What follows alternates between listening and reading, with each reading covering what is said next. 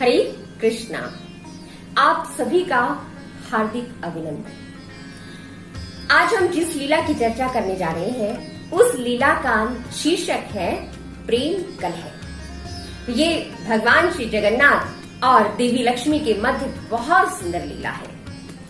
ये जो भगवान की सुंदर लीलाएं हैं वो इसीलिए भगवान करते हैं कि ताकि हम उन लीलाओं को श्रवण करके और उनका रसास्वादन करके हम भगवान की तरफ आकर्षित हो जाएं। और जो ये भौतिक संसार है, जो ये दुखालयम है, इस दुखालयम से निकलने का अपने लिए कोई प्रयास करें। निसंदेह भगवान की तरफ आकर्षित होंगे तो ही हम भगवान की लीला का, कथा का, उनके नाम का श्रवण करेंगे और जप इत्यादि करेंगे, भगवान की भक्ति कर पाएंगे। तो आइए हम इस लीला में प्रवेश करते हैं। तो होता क्या है कि जब जगन्नाथ जी भक्तों को दर्शन देने के लिए बाहर रथ यात्रा के लिए आते हैं और वो रथ पर सवार होकर कहाँ जाते हैं, गुंडीचा भवन चले जाते हैं। तो पिछले वीडियो में हमने चर्चा किया था कि किस प्रकार से जो जगन्नाथ जी हैं उन्होंने महारानी गुंडीचा को वचन दिया था कि वो उनके घर पर वर्ष में एक दिन आकर रहेंगे। और पिछले वीडियो में हमने ये भी चर्चा किया था कि किस प्रकार से देवी लक्ष्मी जब उनके विरह में व्याकुल हो जाती है कि जगन्नाथ जी 5 दिन तक वापस नहीं आए हैं, तो वो किस प्रकार उनके दर्शन के लिए जाती हैं। और वहां क्या होता है कि उन्हें जगन्नाथ जी के दर्शन नहीं करने दिया जाता और उनके मुख पर द्वार बंद कर दिया जाता है। अब देवी लक्ष्मी को बहुत क्रोध आता है और वो क्या करती हैं, उनकी जो सेविकाएं होती हैं, उनके पहरेदारों को, जो जगन्नाथ जी के पहरेदार होते हैं, उनको बंदी बना लेती है।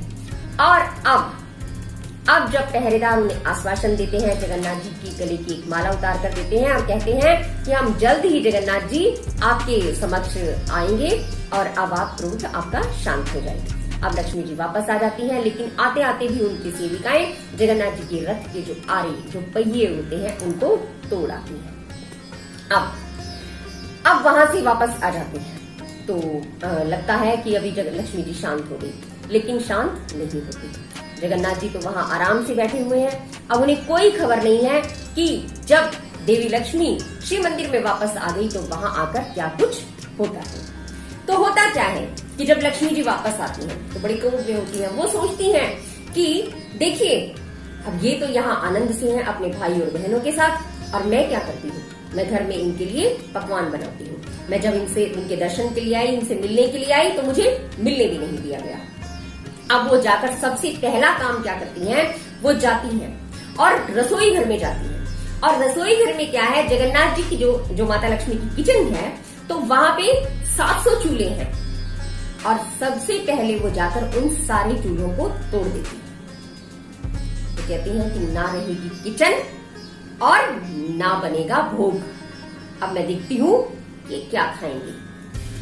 उन्होंने मुझे बहुत तंग किया है, इन्हें घर में खाना ही नहीं मिलेगा, रहे वहीं। अब क्या होता है, अब जगन्नाथ जी 9 दिन के पश्चात और फिर वापस अपने श्री मंदिर में आने की तैयारी करते हैं। श्री मंदिर यानी कि जो जगन्नाथ जी जहाँ पे हैं, श्री मंदिर यानी कि श्री माने लक्ष्मी जी और मंदिर माने उनका भवन।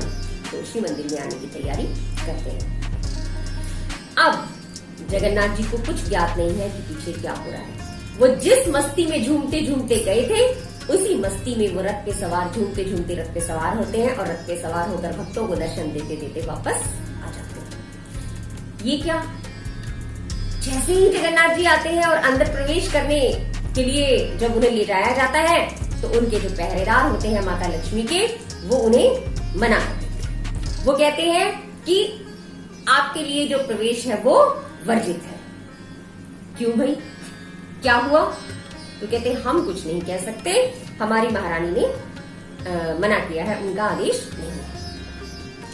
अब जगन्नाथ जी बड़े परेशान हो जाते हैं, बड़े उदास हो जाते हैं। अब वो तो रथ पर ही सवार हैं और रथ पर ही सवार हैं और रथ पर ही बैठे हैं। अब वही जो उनके सेवक हैं उन्हें भोग लगा रहे हैं, लेकिन जगन्नाथ जी बड़े हैरान, परेशान।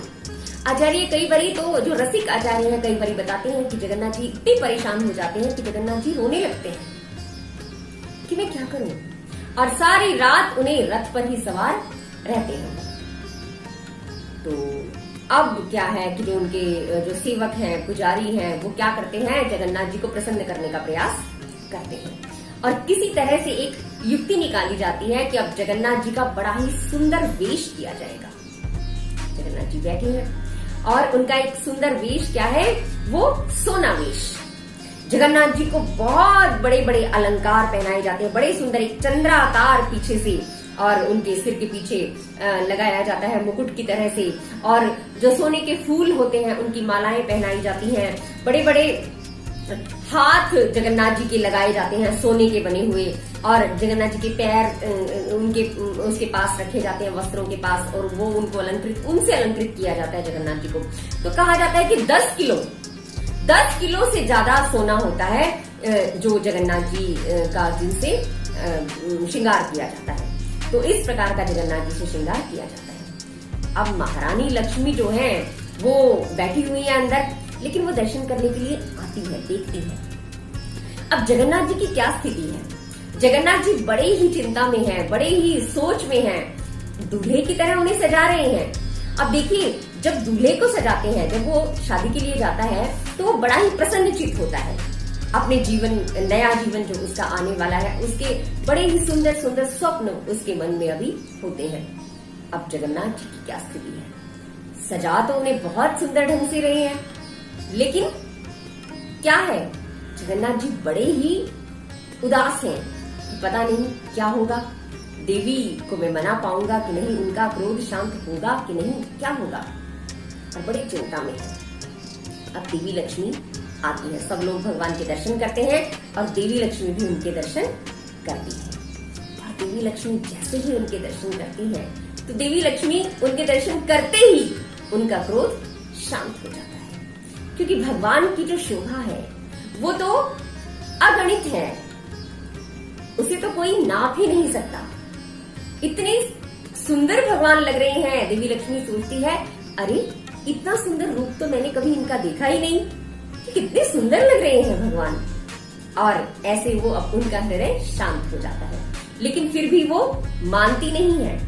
तो कई आचार्य जी बताते हैं कि इस तरह से ये लीला मंचित होती है। जब भी हम सोचते हैं कि भगवान ने क्या कहा होगा, क्या उनके मध्य संवाद हुआ होगा, कि जब उन्होंने अंदर जाने के लिए कहा होगा तो किस तरह की बातें हुई होंगी, तो कुछ इस प्रकार की लीला का आस्वादन अब हम करेंगे। इसी के बीच में क्या होता है कि भगवान को जब भोग लगाया जाता है तो वहां बहुत बड़े बड़े मटके लेकर आए जाते हैं, कम से कम 5-5 फीट के घड़े होते हैं बड़े बड़े, और 1-2-5 फीट के, और कुछ 2 या 3 फीट के भी होते हैं। तो उसमें वहीं रथ पर ही एक बड़ा ही स्वादिष्ट पेय पदार्थ बनाया जाता है, और उस पेय पदार्थ को वहां बनाकर और भगवान को भोग लगाया जाता है। तो कुछ 2 दिन रथ पर ही बीत जाते हैं। अब लक्ष्मी जी ने चुपचाप जगन्नाथ जी के दर्शन कर लिए हैं और बड़े ही सुंदर जगन्नाथ जी लग रहे हैं और उनका हृदय भी शांत है। लेकिन अब जो उनके मध्य संवाद है वो संवाद भी कोई कम सुंदर नहीं है। तो उस संवाद की हम अभी चर्चा करेंगे। अब जगन्नाथ जी पूछते हैं, जगन्नाथ जी कहते हैं कि द्वार खोल दीजिए कि मैं आ गया हूँ। तो पहरेदार कहते हैं कि कौन है, जरा बताइए। तो जगन्नाथ जी कहते हैं, मैं जरा बताता हूँ कि मैं कौन हूँ। तो वो कहते हैं कि मैं हरि हूँ। हरि, तो कहते हैं कि हरि है। हरि का अर्थ तो वानर होता है। लक्ष्मी जी कहती है कि हरि का अर्थ वानर होता है। यदि आप हरि हैं तो जंगल में जाइए, यहाँ क्या कर रहे हैं। तो जगन्नाथ जी फिर छोड़ जाते हैं कि अच्छा। कहते कि मैं चक्री हूँ। चक्री, कहते अच्छा चक्री तो रथ का पहिया होता है, जाओ जाकर अपने मार्ग पर घूमो। अब जगन्नाथ जी कहते हैं कि अरे मैं गोपाल हूँ, गायों का पालन करने वाला। ठीक है, आप गोपाल हैं तो जंगल में जाओ और जाकर गायों को चराओ। अब जगन्नाथ जी परेशान, वो कहते हैं मैं वही हूँ जिसका वाहन पक्षीराज गरुड़ है। कहते अच्छा तो जाओ आसमान में उड़ो, यहाँ क्या कर रहे हो।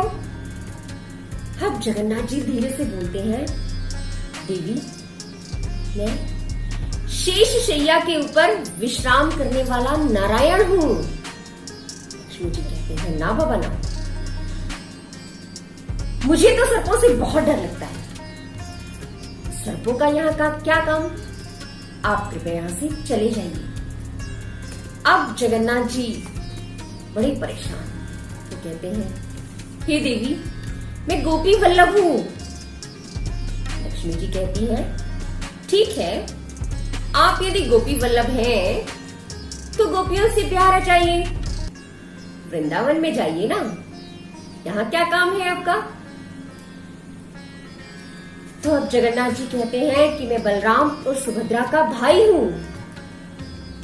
कहते हैं, ठीक है, आप अपने भाई बहनों के साथ जाकर खेलिए, यहां क्या कर रहे हैं। अब जगन्नाथ जी अपना आखिरी हथियार इस्तेमाल करते हैं। वो कहते हैं, हे देवी, मैं आपका दास हूं, कृपया दरवाजा खोलिए।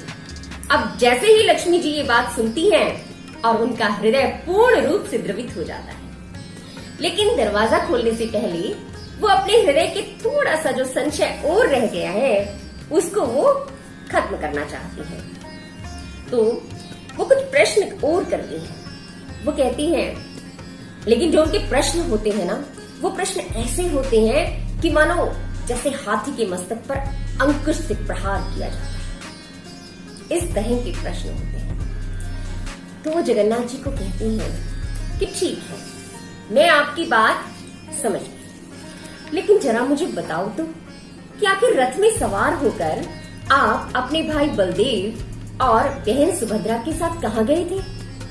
जगन्नाथ जी कहते हैं कि प्रिय, जो ब्रह्मा जी हैं, जिन्होंने हमारे लिए इस दिव्य मंदिर की स्थापना की है, वो राजा गजपति के साथ आशीर्वाद लेने आए थे और तब उन्होंने हमसे प्रार्थना की थी कि हम उनके द्वारा बनाया गया एक जो नया भवन है, गुंडीचा मंदिर, हम उसे देखें।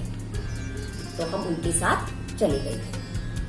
अब हम गए तो बड़े ही जल्दी में थे कि हम जल्दी से जाएंगे और वापस आ जाएंगे, लेकिन वहां जाकर हुआ क्या कि जो महारानी गुंडीचा थी, उन्होंने, और जो वहां के राजा थे, उन्होंने हमारी इतनी सेवा सत्कार की कि हम 9 दिन से पहले वापस नहीं आ सके। तो इस प्रकार इन्होंने इतनी अच्छी व्यवस्था की कि हम किसी तरह से वहां से नहीं निकल सके।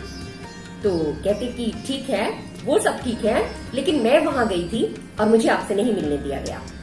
तो उन्होंने कहा कि ये तो हमारे जो सेवक हैं उनकी सारी गलती है, और मैं अपने सेवकों की तरफ से आपसे क्षमा याचना करता हूँ, क्योंकि यदि जो सेवकों का कसूर होता है, सेवकों का जो त्रुटि होती है, उसका भी सारा दोष जो है किसको वहन करना पड़ता है, मालिक को ही वहन करना पड़ता है। तो मैं उनकी तरफ से भी आपसे अभी क्षमा याचना करता हूँ, कृपया हमें क्षमा कर दीजिए, ऐसी गलती दोबारा नहीं होती। तो कहते कि जगन्नाथ जी कहते हैं कि प्रिय, जो हुआ उसे भूल जाओ, अब मैं वादा करता हूँ कि भविष्य में ऐसा दोबारा कुछ नहीं होगा, और स्वप्न में भी मैं तो आपके साथ अन्याय नहीं कर सकता।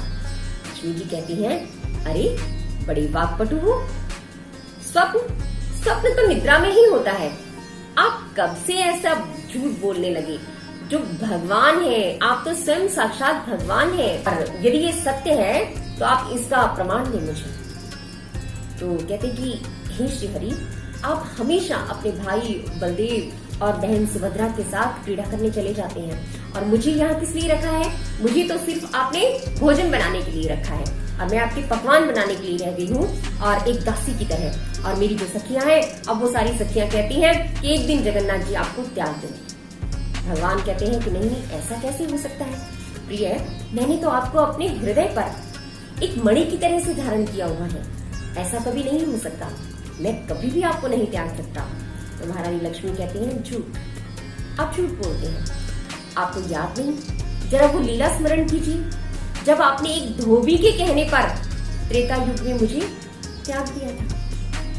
जगन्नाथ जी कहते हैं कि प्रिय, वो तो नर लीला थी, वो तो एक अभिनय मात्र ही तो था, मैंने तुम्हें क्या कहा था त्याग दिया, तुम तो सदा ही मेरे हृदय में विराजमान रहती हो। तो अब लक्ष्मी जी कहती हैं कि हाँ ठीक है, यदि आप वो अभिनय कर रहे थे तो मैं भी तो अभिनय कर रही हूँ, मैं कहाँ आपसे क्रोधित हूँ। तो इस प्रकार क्या होता है कि अब इतने सुंदर जो संवाद होता है और जो इसमें सोनवेश के दर्शन होते हैं और इस तरह से जो लक्ष्मी जी का हृदय परिवर्तित हो जाता है तो सब चैन की सांस लेते हैं। और फिर क्या होता है कि बलदेव जी अंदर जाते हैं और बहन सुभद्रा अंदर जाती है और जगन्नाथ जी अब देवी लक्ष्मी के लिए एक बहुत सुंदर गिफ्ट लेकर आते हैं, बहुत सुंदर भोग लेकर आते हैं।